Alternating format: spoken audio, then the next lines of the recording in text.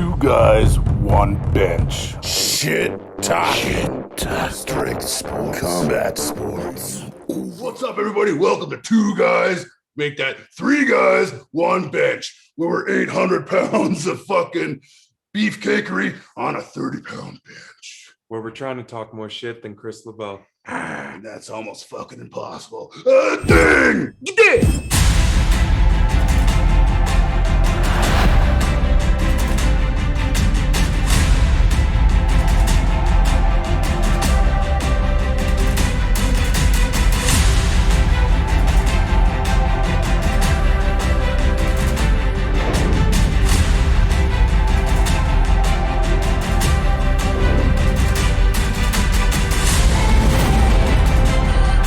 Daddy, when will I have a big Italian sock? Kris Labelle.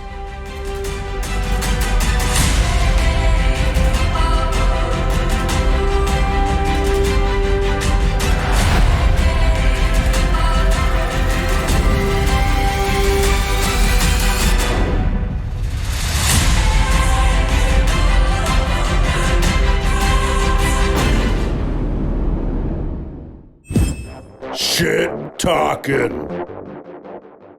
Okay, these guys have requested that I do a roast. I don't know if I can roast them because they're both, I don't know, there's not enough motivation to roast these guys. Also, they're both over 275 pounds of muscle. If they wanted to, one could grab my legs and grab my upper body and rip me in half like a piñata, but the only thing that's going to fall out is deficit. That's the only thing that's going to come out of my body is depression and little man syndrome. Like, I guarantee Napoleon will just come running out of my fucking body and just be like, mon ami, and just take off on a horse, but stop and shit and then go. You know what I'm saying? That's the life that I'm living right now. Restrictions. That's what's pissing me off the most. Like, I don't know what the fuck Nenchi's plan is for this city. The numbers, the curve. I'm like, I get it. There's a virus. Bro, you can't shut us down and lock us down again. We need to keep moving. Economy got to keep moving.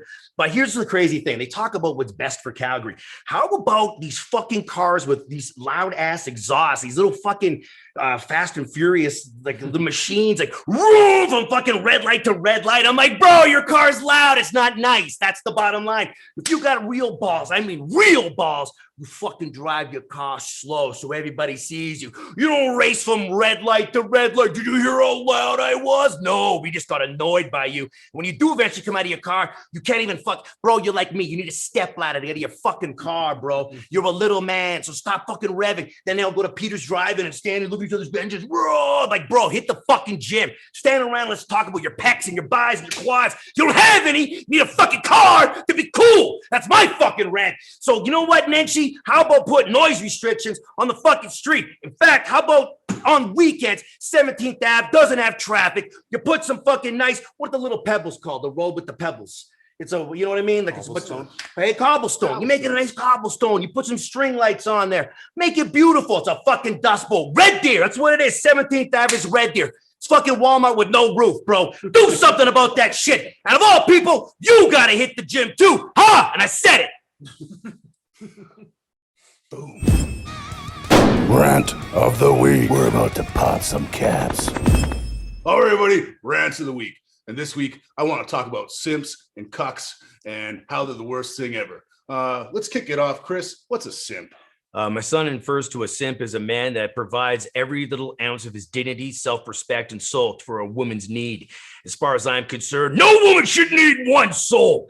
I mean, that's just my opinion. You know what I mean? It's like a man that's overgiving, giving too much, giving every little ounce of himself. And she may or may not appreciate that, but she will take a free dinner and ride in the front seat of his fancy car. Because, I mean, it is Calgary. You know what I mean? There's a ton of those here. And Darrell, what is a cuck?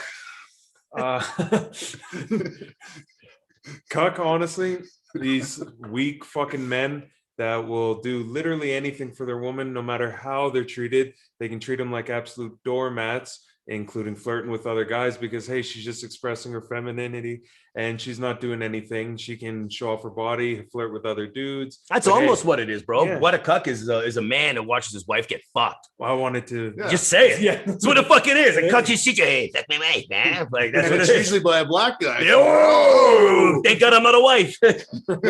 Cuckoldry, yes. So these are two examples about the worst way to live your life as a man. Being a fucking little bitch, letting people run over you, and yeah, grab yourself by the balls and start, being a man, and don't let people control you. Kris, what do you think of that? Well, I mean, if it wasn't for the amount of steroids I've done over the past 20 years, I probably would have a better set of balls. But due to atrophy, my nuts have shrunk a bit. However, I would agree with Russ.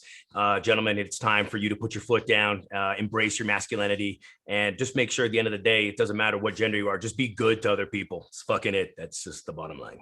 Exactly. A boom! Again! All right, and for my rant of the week, I want to talk about attention whores on social media. Everybody sees them. Everybody has them all throughout their friends list. These are the fucks that are celebrating 5 years since my grandma passed. Well, she passed 10 years before you were born, so why are you still celebrating her? These are the people that are not celebrating, but talking about celebrities when they pass as if they were best friends with them. The person didn't fucking know you. You just want us all to feel bad for you. I hate these fucking people. Yeah, I mean, when you put out a post like, oh, I miss this person so much, that's just begging for people to give you sympathy. I mean, it's a sad way. And the fact is, these people probably would have never done Facebook in the first place. Like, you're talking about your grandma who was on fucking Facebook in 2007. No, motherfucker. So quit trying to get in touch. Kris?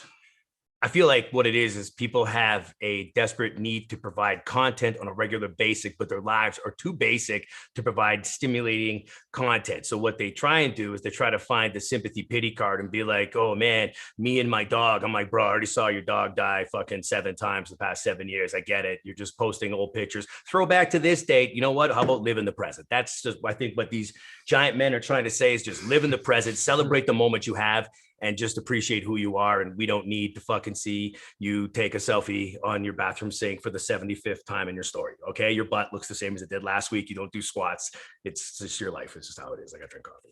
And don't forget to clean your fucking mirror, you disgusting motherfuckers. That goes for gyms too. Clean the fucking mirror. Because when I take a selfie, because I'm a selfie whore too, you know what I mean? I know, and I'm all there and I'm like, this is my fucking selfie. You do this one all the time. This is what I do. Like, I'm not a fucking cuck. I have to have a fucking woman in my life to be a cuck. But I do. I'll sit there and this is my thing and I'll try to find it. And then you look and you're like, perfect photo. And you look and the mirror is smudged. And you know what I mean? Like, you son of a bitch. Clean your fucking mirrors, you know? Yeah! Special guest, comedian and actor, the legend, Kris Labelle.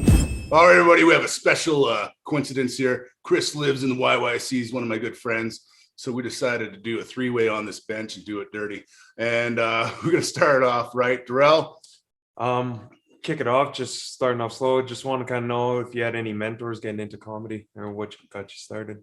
How is it a coincidence? Like, what about this is a coincidence? It's just a coincidence. You asked me to be on here for a week. Like, it wasn't a coincidence. I didn't just show up that to your fucking studio with your fucking green screen, sitting next to fucking 900 pounds of fucking man. But to answer your question, Darrell, comedy mentors. I would say growing up as a child in Thunder Bay, Ontario, which was an interesting place. That was the 80s. It was fucking awesome. Who gives a shit? But when we did have cable, which was not many of us, I did remember my first influence would have to be Eddie Murphy. It was hands down Eddie Murphy, Raw, Delirious. I remember like we had the disc. You split the disc and pull the disc out. Laser disc and the beta. And I remember just watching Delirious and Raw over and over. And I remember just thinking I loved the impressions. And I knew as a kid, I was like, hey, I can do these impressions. And I remember looking at the way he would move on stage. I'm like, fuck, I would look good in that little leather suit. And I just loved his laugh and his charisma and his smile. So that definitely was my first influence. And then I'd say, I'll keep it tight. And then Richard Pryor would also probably be my other influence as well, for an actual joke teller, storyteller, somebody on stage, a little bit of a different energy. Richard Pryor was up there too. So you got 2 blacks, 1 Kris. 2 blacks, 1 Kris. Yeah. Okay, good. Yeah. Okay. I don't know if that's to beep that out. Yeah, it's 2021. I don't know if you could say it anymore. Okay. But I would say that, George Carlin also as a kid, like I remember because my stepfather would watch George Carlin and Billy Connolly. So I kind of grew up with those guys, and there was an intelligence about them. There was like a grimy kind of methodical rant, the way like George Carlin would break things down and make you think. And even as a kid, I'd be like, yo, man, I didn't quite get it, but I got that he was sharing information, like knowledge, and I paid attention to that. And then any other comedic influences, Chevy Chase as an actor, his movies, National Lampoons and stuff, John Candy, definitely SCTV. Saturday Night Live was also huge for me as a kid too. So these are my early influences that I would say. So yeah, I think you're really awesome at sketch stuff too. I've done a bunch of commercials with you. So for me, it was all about those glory days of Saturday Night Live and even Kids in the Hall. You know, oh man, I squish your head. Yeah. I squish your head. We're roughly the same age, so that was pretty huge back then. And by the way, you did a good job acting. So I don't know if you guys know, but Russ acts. There you are. We're here. Okay, camera's backwards. Russ acts, and he's really solid. So if you ever look at him and you think, man, he'd look good, the guy looks phenomenal on camera. He remembers his lines, and he's got a ton of energy. So you did a really good job, man. We've been in like, what, 8 productions already. So yeah, close to that. It's been awesome. Mechanical. Feel the lightning in my eye. I'm gonna have to get Darrell in one. that you can see the excitement, just unbridled. How do you got this? Is crazy. The camera. It's a balance, the yin and the yang. Yin and yang. Anyways, yeah. So I guess I'd love to one day hit an open mic or something, get on the stage, but I know it can be kind of intimidating. And I wonder, how did you get that? Like ever since I've met you, you just had that confidence. I remember before I even met you, I watched you I was in Japan at the time, and you were on this crazy. It was a video of you ice skating naked. Was fuck. And some of the shit you do, I mean, that's some confidence just to have your dick out there like that. Yeah. I couldn't do that. Nub life. Anyways, Kris, how do you get that confidence? I would say through humility. It started. Growing up, I had my dad was a bit of an alcoholic, good man, but like he publicly would get drunk and sometimes like to coach me during t-ball games and all sporting events. And sometimes he used to like coming right onto the field and letting me know that I didn't throw very well, or I once struck out in t-ball and I remember him, Jesus Christ, fucking shots, fucking fights. And it's like Leahy in a way from Trailer Park Boys. I remember him like he used to wear like the mesh baseball cap with the tinted bifocal glasses and little shorts and a mesh shirt with loafers and a cigarette at the corner of his mouth and a cold beer, and fucking stormed off in his Cadillac and fucking left me there. I was 7. And so these type of humility, I grew up with asthma as well. So I had a lot of time spent in the hospital as a kid and these oxygen tents. So I was like a bubble boy. And I think a lot of that and having like a really kind of like the Jersey Shore kind of Sopranos Italian family back in Thunder Bay, everybody was busting balls. And I was like this sickly little kid. And they kicked the shit out of me verbally, busted my balls a lot. So just humility was the seed. And as it started to grow and flourish and break through the soil, a lot of it, that confidence just was, a lot of bullying, a lot of, I went to school, a lot of hockey guys, right? I don't know if you guys play. These fucking hockey guys are ruthless. You guys are dicks, by the way. Kick the shit out of you now, you fat fucks. But yeah, man, they were dicks. And hockey dudes. And it was always like the AAA table, the AA table, the single A. And then you had the house league players. Bro, I didn't even get to sit at any of those tables. And then occasionally like the AAA guys or the guys who played junior, be like, yo, you can sit with us and have your lunch. And they would sit there and make fun of you the whole time while they ate. And I was like, oh man, that's humiliating. And then eventually when I got on stage, it wasn't easy. I wasn't accepted immediately. I kind of came from a background, nightclub promotion and marketing, and then of course MMA. So I already had a following, I already had fans. So when I started comedy, I already had people coming to events and coming to shows. So I would put on these really big ass shows at casinos, and all the comics in the industry across Canada like, well, who the fuck is this guy? Starting off out the gate as a headliner. And so blackballed myself and ostracized myself and kind of set myself back. So I've always been too confident. I wasn't too yeah, I was like, I was on trend. I was on trend. I mean, I was just like, yeah. And then I was like, that didn't make you funny. Steroids don't make you funny, by the way, Carrot Top. And I think ultimately what happened was I went reverse. So I tried to start at the top, and then now I'm at a point where I'm really comfortable at an open mic with like 6 people in a basement and just like telling my best jokes and performing my best acts when there's like nobody there and it's just a few comics. I feel most comfortable in those moments. But yeah, man, like when I toured with Shab and I was in Vancouver and at a theater show at the Commodore, like, holy crap. Like it was huge. It was really wild, man. So kind of like, you know, from basement bars to like home shows. People would book me as a comic to show up to their house and do comedy to like, you know, a theater with a world famous guy. Yeah, and I've been to a bunch of your comedy shows in town in Calgary at Yucks, and it's always a packed crowd and hilarious. I mean, my favorite thing that you do is just attack the crowd. You go deep on these people. You're just picking people from every type of I don't say picking, I call it empowerment. Yeah, well, people, I love sitting in the front row because I chirp. Is any of that like premeditated in terms of, I know there's certain kinds of people, if I find that person there, I have a shit ton of material for you, or is it already, I already know what to say because I'm quick like that? Well, Darrell, what I would say is that is a really good observation. It's a good question.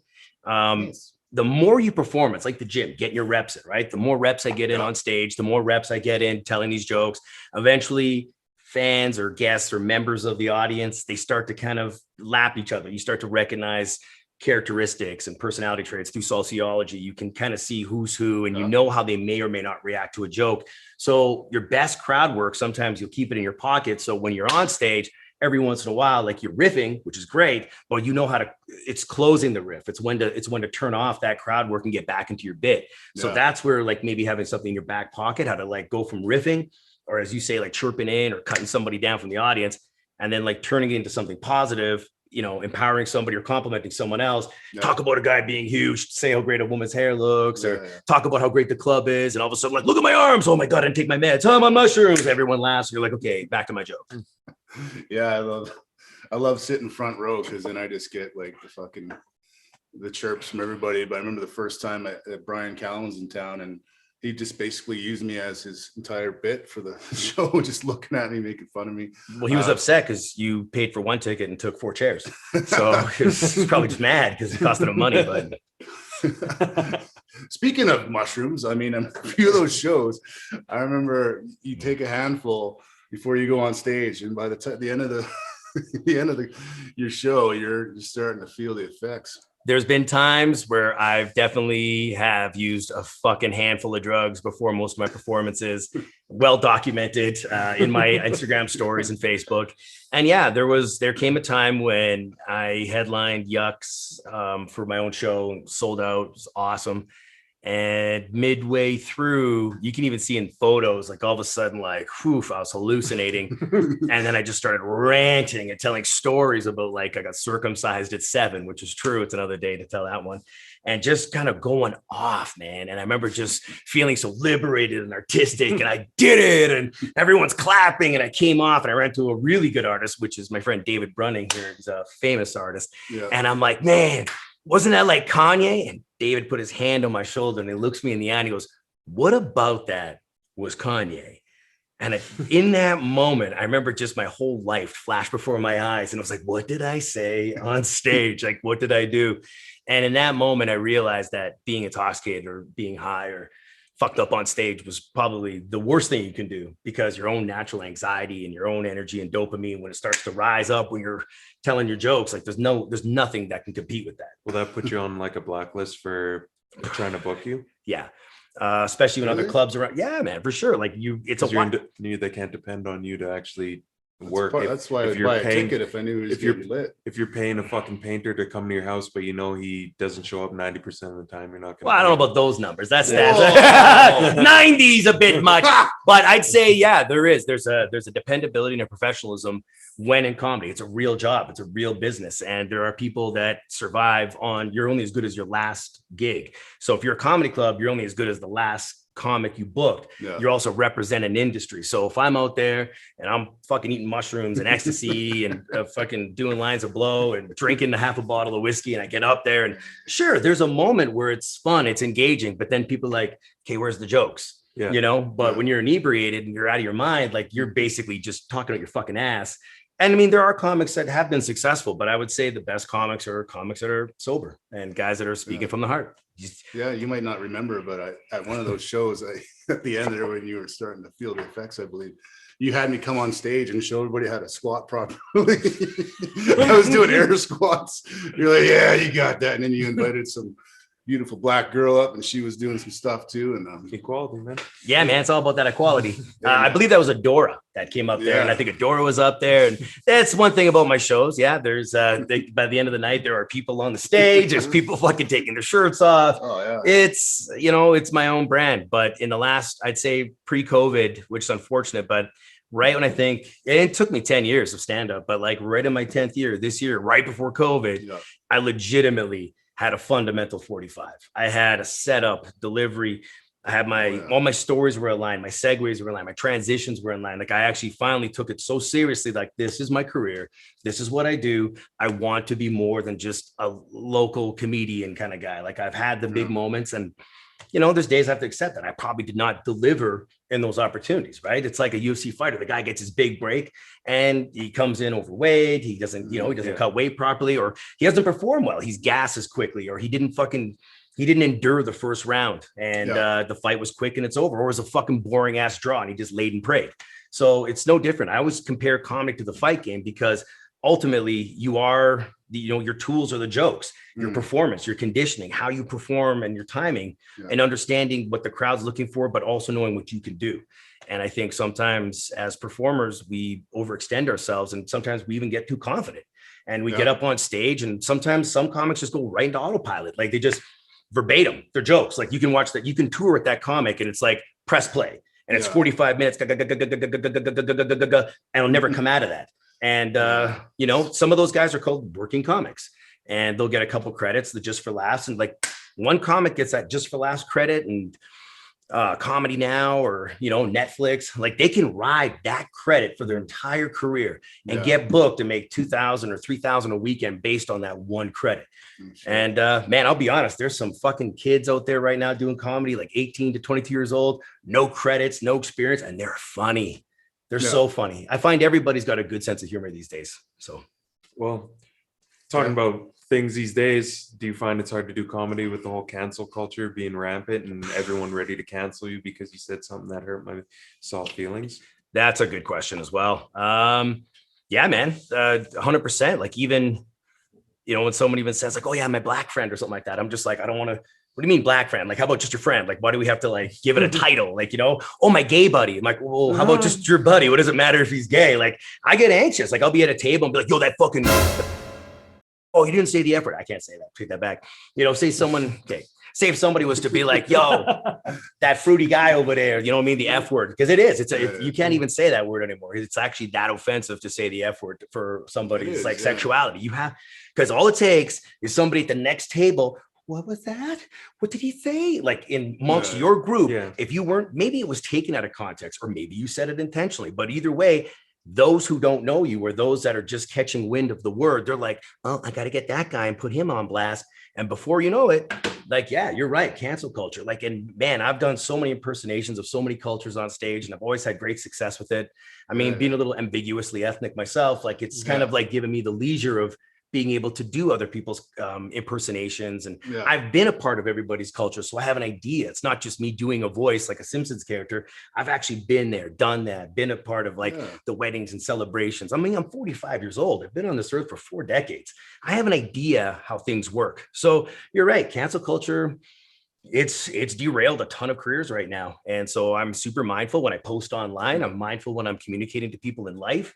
I'm always thinking in the back of my head, like, don't say anything to offend this person, because you just don't know. Whereas 2 years ago, say whatever it takes to offend this person, because fuck that asshole. Like you just 2 years ago, I didn't give a shit. Now, poof, like I notice it when I watch older comedy movies. Like perfect example, Tropic Thunder.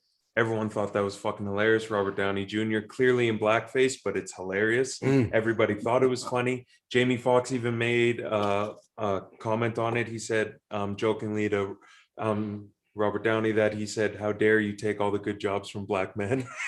And he thought it was hilarious. But now there's people who want that canceled, and all the jokes in that they can't be said. They were making fun of it in the movie and it was completely fine. But now everybody wants to get offended about something because today we're too soft. be it too soft, or just be it entitlement, or just be it like we don't have enough of our own life to live. It's a lot easier to point at somebody else, or point at something, a subject, a thing, where you're like, well, look what they're doing, or look what that person said, instead of just being like, well, what did you say?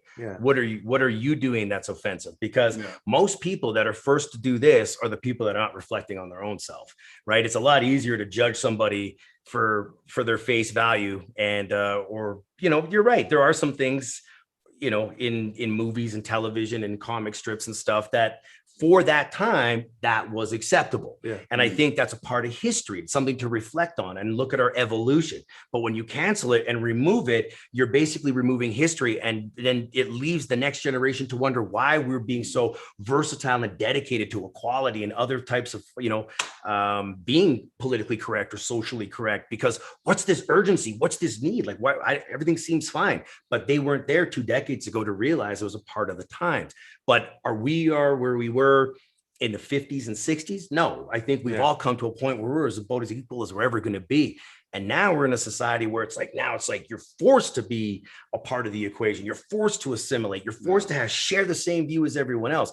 Even COVID, like, God forbid, have your own speculation of COVID, masks, vaccinations, restrictions, essentials. Say a couple of things, and next thing you know, you're like, well, I was talking to Russ and Darrell, and well, they didn't wear masks. You know, they don't even believe in vaccination. Do you know what they said about essentials and restrictions? And before you know it, there's people that are like literally judging you based on your own opinion about a pandemic. If it's a pandemic as bad as they say, well, we're all not going to be here in a year, and it shouldn't really fucking matter anyway. So stick that up your ass. Yeah, it's definitely, you know, time is crazy right now. And we got off the call with Jana there, and she just got over COVID. Said that she wouldn't wish it on anybody. That's out in Bulgaria, you know, that could be a different strain, but it's definitely out there. And I feel I've been seeing you on your Instagram killing it in the gym, training hard. But I think the best thing you can do, and we've always said this, is, you know, get yourself in shape. And you know, I've even dropped about 40 pounds so far, just so if I do get it, I'm not just going to be in an oxygen tank and intubated and die. Well, there was Russell Peel, the fat fuck that couldn't put down the fork. No, man, the great Russell Peel is not going down from COVID, motherfuckers. His new name is Lemon Meringue. So I get it. You know what I mean? And it's Canadian tough. otter. The Canadian otter. Yeah, this is to stay warm in Lake Superior. But it's true. Like, we live in a society where, you know, it's fitness is like under fire, because, you know, there are people that don't live a fit lifestyle that are now offended by people who are fit. Like, there's literally lobbyists and groups that are saying gyms shouldn't be open anyways, because it creates segregation between people that have no desire to exercise, that are comfortable being obese. And why should we be exposed to these fit people? It's like, are you fucking out of your mind? Like, this is real. Yeah, it's ridiculous when you think how they're contradicting their own narrative of body positivity. You're supposed to be positive, but only if the person's a fat fuck, not if they're jacked and lean. Yeah. Because you can't be positive about yourself and look good, because then you're promoting a bad image. But you can promote that bad image if you're 400 pounds and can't see your feet. Yeah. Who made a post about that? Was that you guys? Someone made a post about body image, how it was acceptable and empowering for a obese, doesn't matter which gender, preferably, it was mostly for women, but you know, a woman that is wearing scantily clad clothes and she's proud of herself, and let's embrace her 320 pounds, all of her.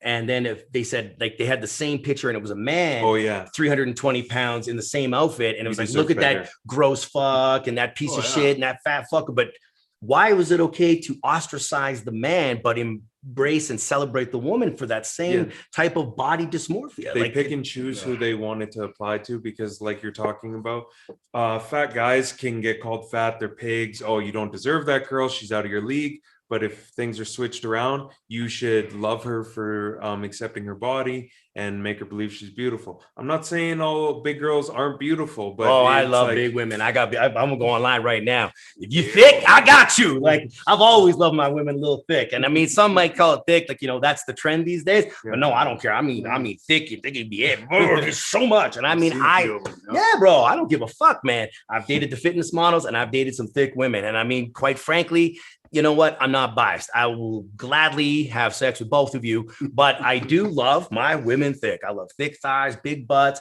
I like a woman with an appetite. And you know what? I've never discriminated. And I've been like that since I was a kid. So, well, yeah. I mean, and I'll tell you this, though. You know what? I'll tell you this. When I've taken out, I'll tell you this, on occasion in Calgary in the last 5 years, I've taken out what they call thick women for dinner or for drinks. And then people have been like, yo, that chick you were with was what? Yo, she was what? Like, you know what I mean? Just say it. Like she was bigger than me. So what's wrong with that? Like, you see what I'm saying? Yeah, because you wouldn't say it if a guy brought out a skinny girl. Yeah. You wouldn't be like, yo, that girl was like, so does she eat bread? Like got that anorexia. Yo, right? Yeah. So it's such an odd perspective, and how people can just be so unaccountable for their how they view another person through their body. You know what I'm saying? Like if a guy takes out a skinny chick, nobody says nothing. A guy takes out a thick chick, yo, that girl was thick, bro. Like, why do you? I know what she looks like. I took her out. I don't need you to tell me her body type. Thank you very much. But no one says nothing if she was a lean, mean fighting machine. It's just an interesting perspective. You know, if obesity was healthy, get this. According to the regulations now in Canada, you can get your vaccinations if you're old or you have these pre-existing conditions. You're first in line. Well, guess what? Fat fuck Russ with a BMI of 41, which is double mine. I'm at that. Yeah. I'm around 34. 40. Yeah. Get on the 41 plane, son. When you're over 40 on a BMI, you are at the top of the list. You want to know why? Because you're more likely to die from this shit. I mean, the government, you know, the BMI that high is not normal. Now, when you're my size with 20% body fat, I mean, I'm an anomaly, but I can get this vaccine if I wanted to. So it's like, that is not healthy. If you're at a 40, like if you look at the list and you're at the end of the list on a BMI chart, that's usually not good. Look at this. I'm lean as fuck. And my BMI is like fucking, I'm lean as fuck. And my BMI is still like 15. Like, You're overweight. Yeah, I'm technically overweight. I'm at 15, 18. I'm not at no fucking 8% body fat like you see in the fitness magazines. Yeah. I mean, that, like, I don't care, man. A lot of hard work, whatnot. But man, there's diuretics involved. There's hormones involved. Peptides, SARMs. I'll fucking tell you right now. If I had the money to be on GH and all that motherfucking shit, I'd be one man, no bench. It'd just be me sitting on my fucking quads right now, using my fucking giant calves as support, just yelling at the fucking camera all day. Look at my abs. That's what I would be doing. And by the way, sitting between you guys, the heat that is being generated between your body right now, I don't know what the fuck. You guys can cook a small turkey here right now. I swear to God. This is nice. I feel like I'm in a fucking infrared sauna. It's fucking awesome. Anyway. I'm glad you're liking that heat. Awesome, Kris. Thanks for coming in. I know you're a busy guy. You gotta get running. Short interview, but we're going to have you on. I definitely think this is going to be a new segment. Dope, bro. Ooh. Appreciate that. Thank you so much for having me. Appreciate that. Thanks for coming in. It was awesome to have someone in here roasting both of us and laughing at our jokes, so we know it's not just us. Well, you guys reciprocated that quite nicely with your body heat, so it's a fucking 3-man roast here. It's good to be validated that a comedian will laugh at us. Yeah. Special guest, comedian and actor, the legend, Kris Labelle. Her lifting. With Jana. Her lifting inside edition. Okay. All right, everybody. So we're here back with Jana from at Her Lifting. We've been trying to get her on for the last few weeks, but I guess there's something serious that happened, right, Jana? Yeah. I was pretty sick. I'm sorry that I missed from you guys so much. I missed you, actually. I missed talking to you. Oh, yeah, we missed you too. So you had COVID-19. Yeah, no, I had COVID-19 Pro because I had COVID-19 in the summer and now I had it again. So I guess I upgraded. Wow. So I just wanted to talk about what was that like? I know that you mentioned your parents were sick as well. Were they before you? I think I actually got it from my father because I went to transfer him to the hospital and I couldn't resist to say hi to him, and 3 days later I was with temperature and coughing. So what kind of protocol comes with that? Like here, once you get it, you're just constantly taking tests. Did they come and test you every day and you have to pass a certain amount until you can be considered healthy, or how does it work over there? Well, they you go and make one test, and then if you are not for the hospital, if you shouldn't be hospitalized, which doesn't happen in Bulgaria right now because all the hospitals are crowded. So you could be like really sick, but you're gonna stay at home. Okay. 90% of even if you need to go, you may not be able to. So yeah, so you had basically like a 14-day quarantine at home, or? I did 22 or more, Wow. just in case. Yeah, I was really sick for 14 days. I was like, I couldn't go out even if I wanted to because I had temperature for 16 days straight. Oh my God. Wow. So what did it Yeah, feel like in comparison to anything you've ever had? Like, was it the sickest you've ever been? Was it similar to a flu? What exactly was it like?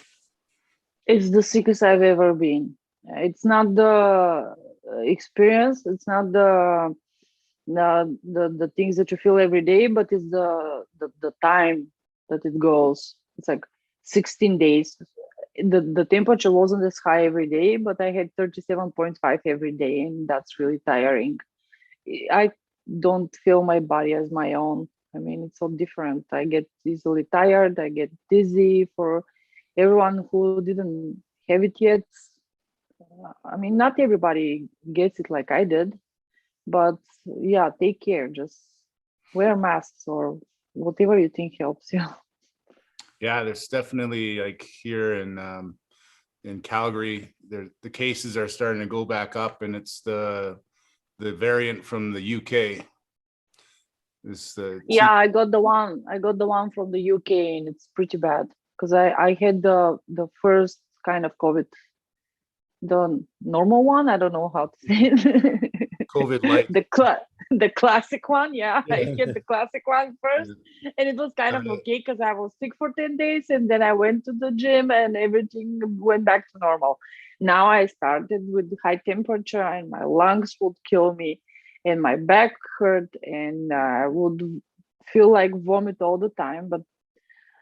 And this would go on for ages. I mean, 16 days is a lot of time. Yeah. Really long period. What are And you today I started to work out, and I would put the bar only, did 6 squats, and I could feel getting tired. It sucks. Oh yeah.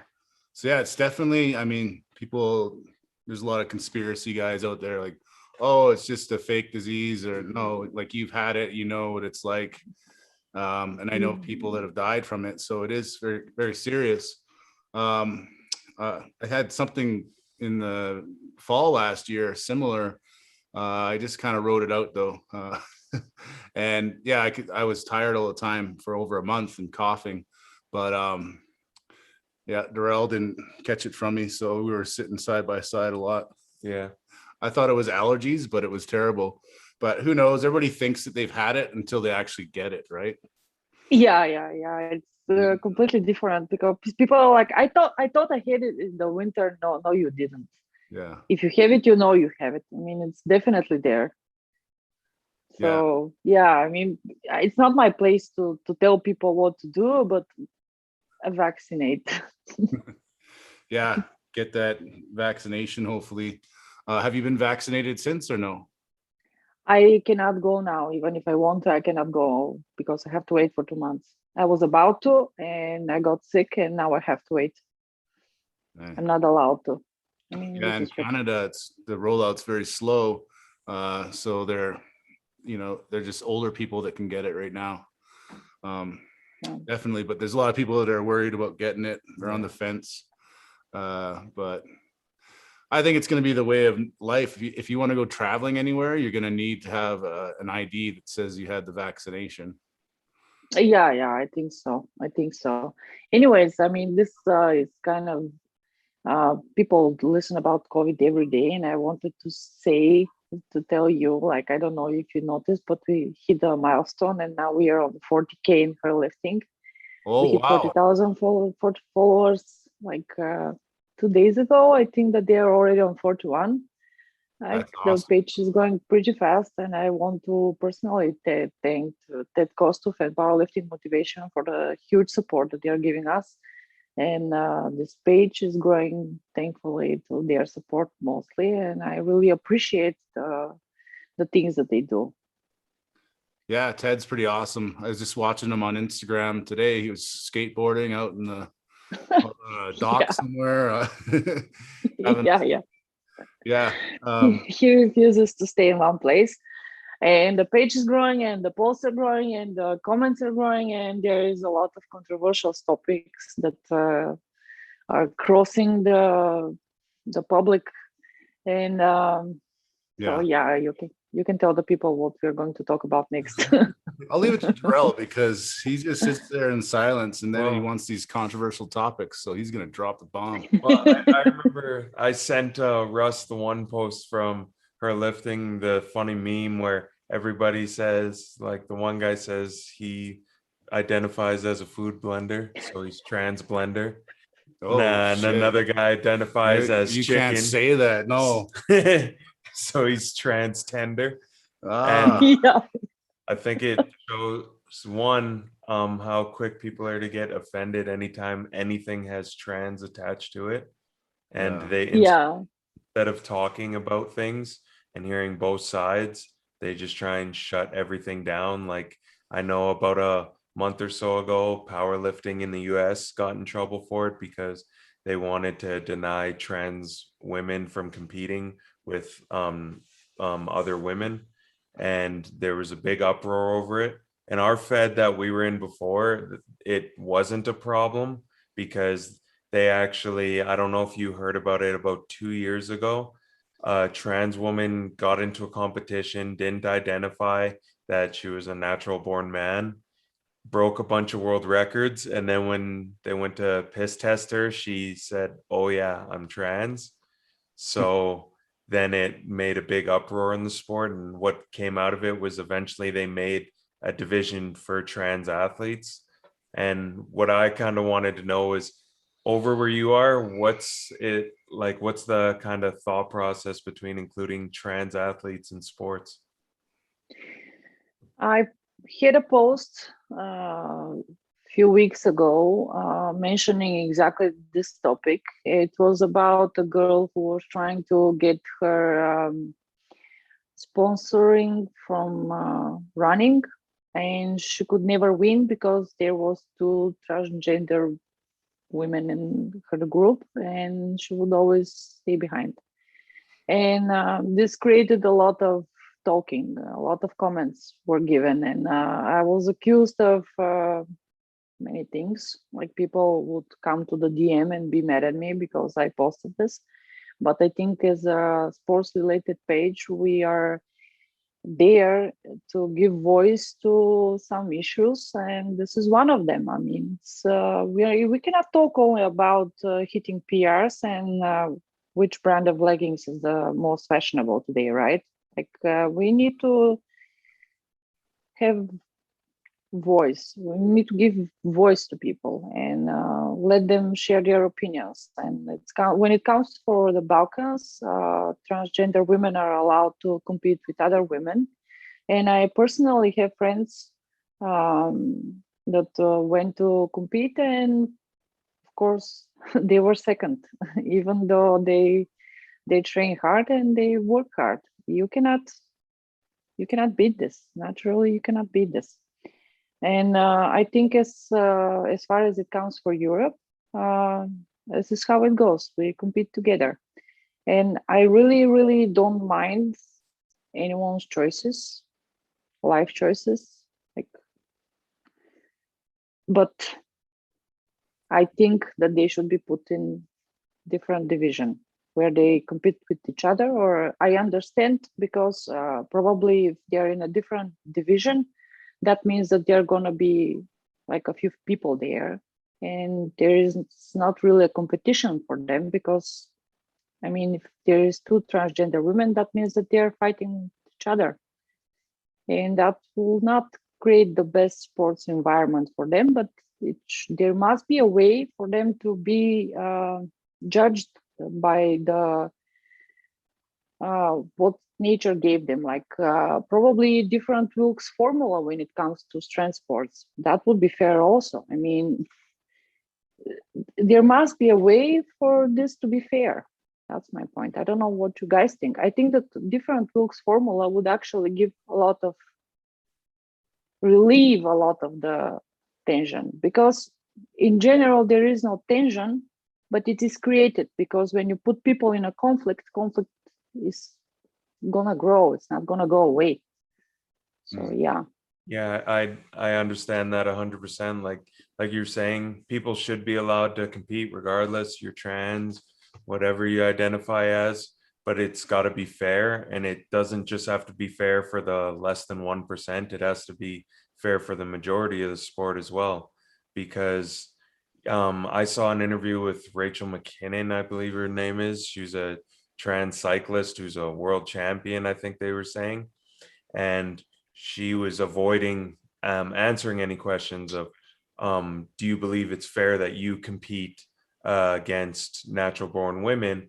And then she said, if you don't, then why don't you just compete against men?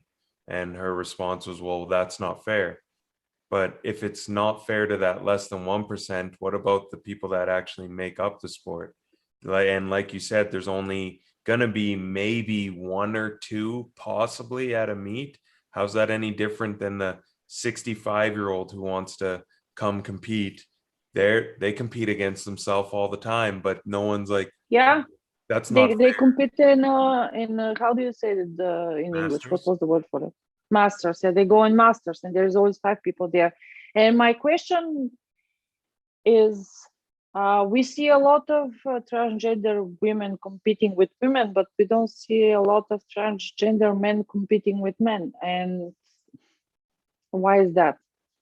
Yeah, I feel like it's I want to ask the viewers. I want to ask the people that watch this, why do you think this is happening? Because I don't want to accuse anyone of anything, but it's a fact. yeah. It's mostly the other way around. Why it's not working both ways? I was Why going to not? say the same statement. Like for me, it's like, okay, if you think of equality, it has to go both ways. And it can't be like a man that converts into a woman and then competes against women. Well, that's highly unfair, because their entire life, probably up until the point where they decided to change, they've had male hormones, the muscles grew. It's like taking, for example, someone that had done steroids all their life, and then a man, let's say, steroids all their life, and then they stop, and now they're natural. They've built up all that muscle, and it doesn't just all go away. Yeah. They're going to be stronger than most guys because they did that. It's similar to that. It's like someone that's been on, steroids all their life, and then they go into competition. And then on the other hand, let's say a female decides to compete as a man. It's just a complete different category the other way around, right? As a competitor, I want to say that I understand the emotions that come with the competition, and you guys also compete. So I guess you would agree with me. Like, people are emotional when they go to compete. I understand that, but regardless the emotions, there must be a fair game. If I get drug tested, so I don't enhance myself against natural competitors, I mean, there must be something that prevents this. Otherwise, it's really not fair. Yeah, there's I had this comment in the comment section that a woman said that when they go to the therapy, when they take hormones to transfer, I don't know, I'm choosing very wisely my words because people are very sensitive, that they lose the strength that they would have as natural born men. But it's not true, because the bone density is different, and it is never the same. Yeah, honestly, that the one woman who competed in 100% Raw is a perfect example of that. But she competed as a man before the transition, and as a man, nothing special. like at all. All the numbers very.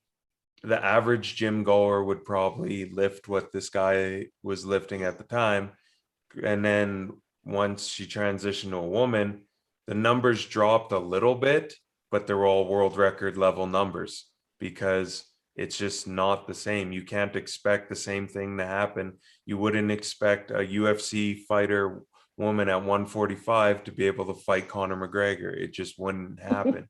But No, it's the same thing.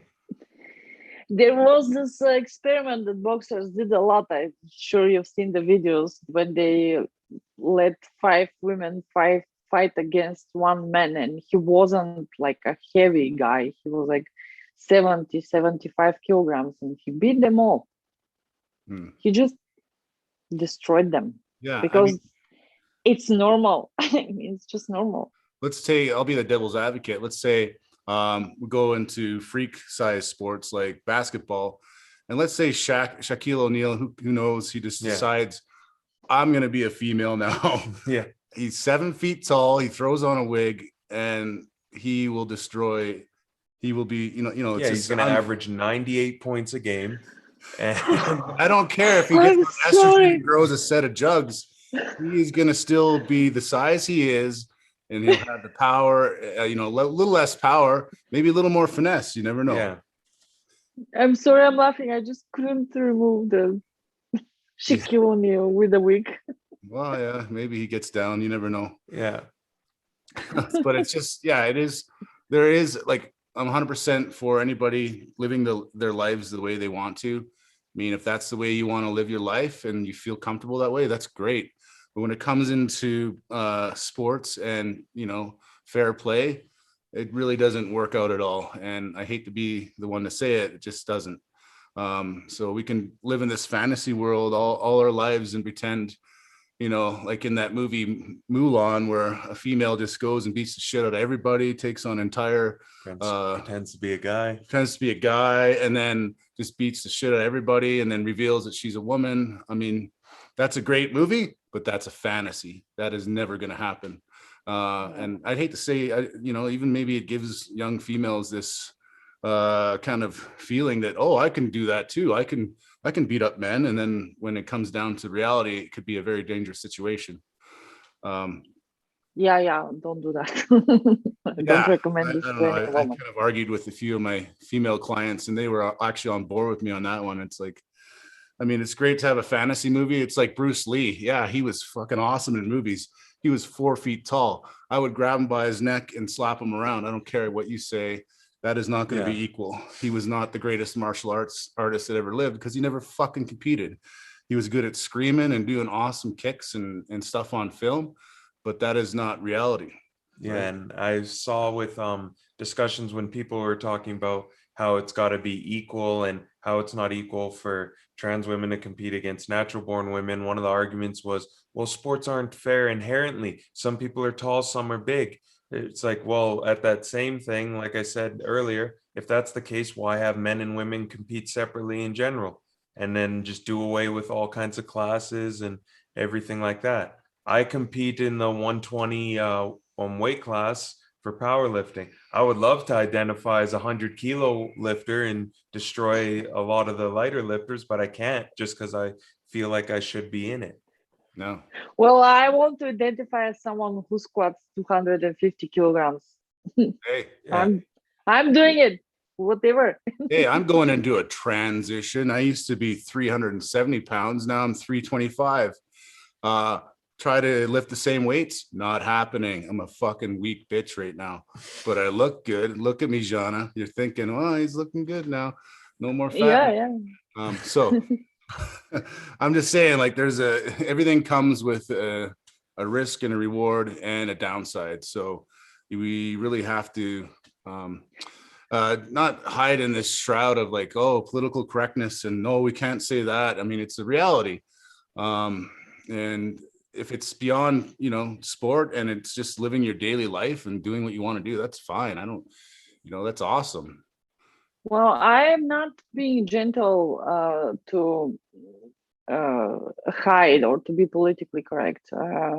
You know, I'm from the Balkans. Oh, yeah. We don't put makeup on shit here. But I'm sensitive towards people who are involved in sports. I agree with everyone who is involved in sports, and I support everyone.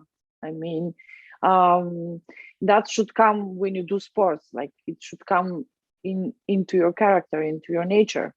And I would very much like if everybody feels comfortable.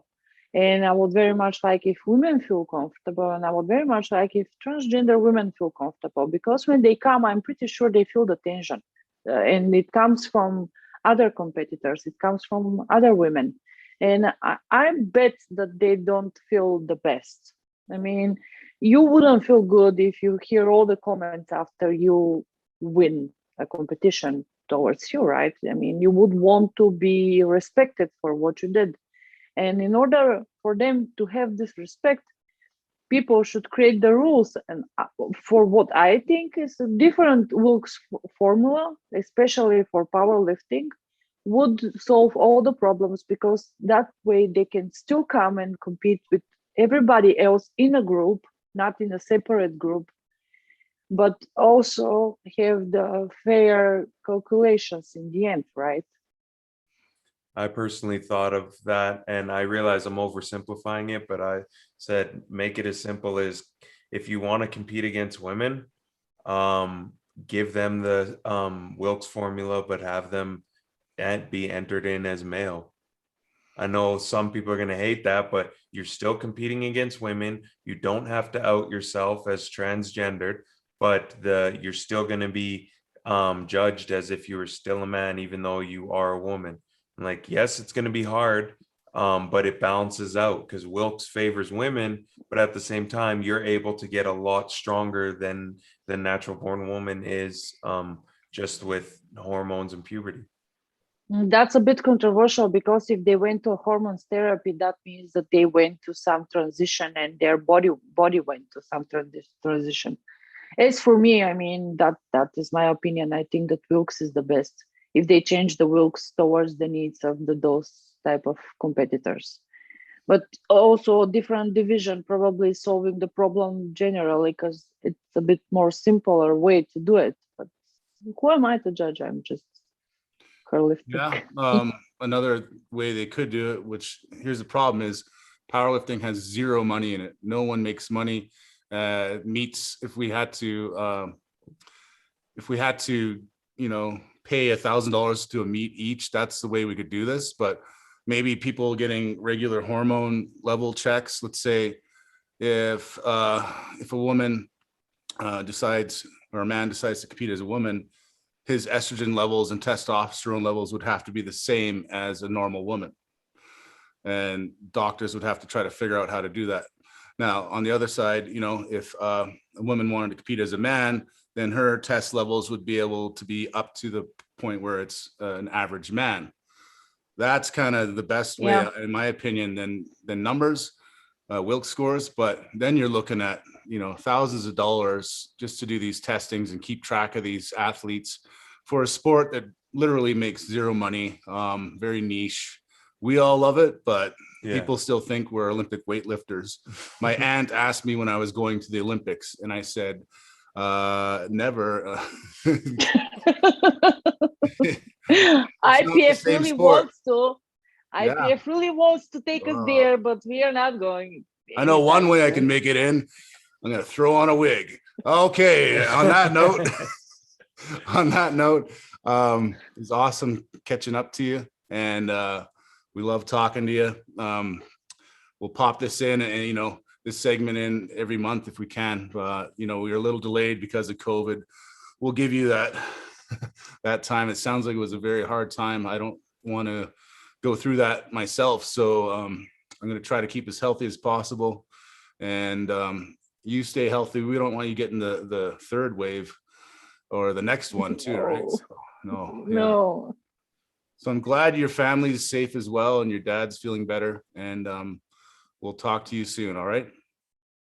Thank you guys for inviting me, and please, to all the people, join her lifting, comment and share, join those two guys, comment and share, and we are all awesome. Awesome. All right. Awesome. See you later. Bye. Health and fiction. All right, everybody. That's A lot of controversial topics today with the interviews, but we're going to get down to something a little more simple, a bit truthful thing going on that's really pissing me off. What is that, Darrell? Just the rebranding of old techniques. What I'm talking about is people trying to act like they're doing something that's brand new, but in fitness and lifting, for the most part, I would say there's nothing new out there. Everything's been done. It just gets rebranded and recycled. What do I mean by this? Something as simple as AMRAPs. Yeah, I know it's not a new term, but to a lot of people, it's called training to failure. But you put it in a CrossFit class and it sounds fucking wonderful. Or you hear about different shit like cluster sets, and like, you mean just more sets with less break? Like, you're just rebranding shit that's already been successful, but trying to make money off of it. And the only people you're going to suck in with it are usually newer gym goers who don't know any better. Yeah, I don't know how magazines like Health and Fitness, Muscle, fucking whatever, there's several of them. Yeah. How do they come up with fucking new content every month? I just don't get it. Like, check out this new workout. It's bound For the pecs. It'll bound to, get your pecs bigger. I'm like, motherfucker, you can't reinvent the wheel. Nothing beats the hard work and, a progressive overload to gain size and strength. And over time, you follow more of a cutting protocol. It's very simple, Darrell. It's not fucking rocket science. But these idiots are paying every month for this fucking magazine, probably just to stare at dudes with their shirts off. Your Instagram feed.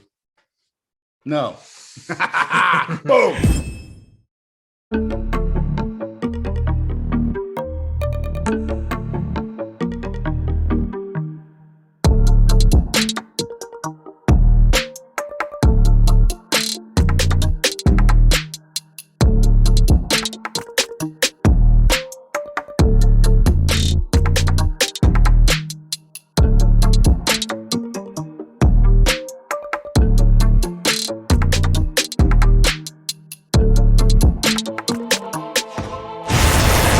Boost CBD.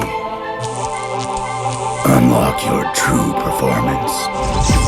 Okay, everybody, we're really pumped up to have a new sponsor. These guys are legit. And not only are they awesome for what they produce and provide, their main priority is performance in sport. And that is Boost CBD. Yeah, man. I mean, we're really pumped up. Donnie, the owner, we've connected, actually become good buddies now. And I just want to say I've been using their vape product here. And it's not like, I don't smoke or anything like that. And just taking a little puff off this thing doesn't hurt my lungs at all. And I find it's the quickest way to get CBD into your body. So, at the end of the day or after practice, I'll take a few, 3 or 4 good puffs off this. And then I'm feeling relaxed. I feel better. I've been sleeping way better, having less sleep apneas, actually. If you don't know, I have a CPAP machine, and it's basically like an oxygen tank. I look like Bane sleeping there. But, I'm sleeping deeper and better. Darrell, what do you got there? So what I'm holding here is their CBD pain relief bar. So all you're going to do is just apply like normal ointment, but instead of those rub A5s and everything that feel great and tingly for about 10 minutes and you feel nothing for it, this is actually going to relieve your pain, and it's a more natural alternative, and it's been proven to work. Yeah, I just had one of my clients. He was dealing with some joint pain in his forearms for the last 2 weeks. And he's like, I can't get rid of this. I'm gonna have to go see the acupuncturist. What do I do? Where's that number for that guy? I'm like, just try some of this balm. I just got these new sponsors. It's worked for me. He put it on, give me a text an hour later. All the pain was gone. So this shit works. I mean, go and do your own research about CBD. There is a mountain of it, to help with medical conditions, epilepsy, and so on. So these guys really pay attention to detail and have different options up to 3,000 milligrams in their largest bottle, which is amazing. So hit up Boost. I'll have the website here. And don't forget to use our discount code 2guys25. Can you fucking believe it? we have 25% off for you guys. So make sure you take advantage of that. That's a huge savings, especially if you introduce CBDs into your everyday life where you're going to use them on the daily. Having a discount like this can save you hundreds and probably thousands over the year. All right. Thank you, Boost. Boost CBD. Unlock your true performance. All right, everyone. Thanks for joining us on Two Guys, One Bench. Hope you enjoyed our special guests, Jana and Kris Labelle. Join us next week. One episode for you guys. Yeah, that was a fucking crazy episode. Two guests. Kris is one of the funniest guys I know. We nearly shit ourselves. We should have put on diapers before that one. But yeah, tune in. I think that's going to be a new segment, having Kris on every now and then, have Three Guys, One Bench, and just get some laughs in. And Jana, of course, is our reoccurring guest. Thank God she's gotten over a COVID. Remember, it is a serious thing. So the best thing you can do is try to keep healthy and get your immune system up so you can fight this if you ever do get it. And don't forget to eat big, train hard, and always be a fight ready. Two Guys, One Bench. Shit talking. Strength sports. Combat sports. Over.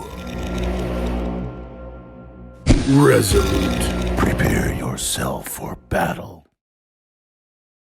Choices and consequences. Misfit. Bridge City brand. The Gilded Beard. Sculptech. SMP industry leader. Boost CBD.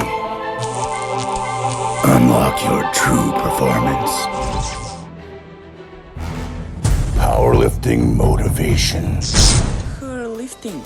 With Jana. Her lifting inside edition. Generation Strength Coach. Discover your power.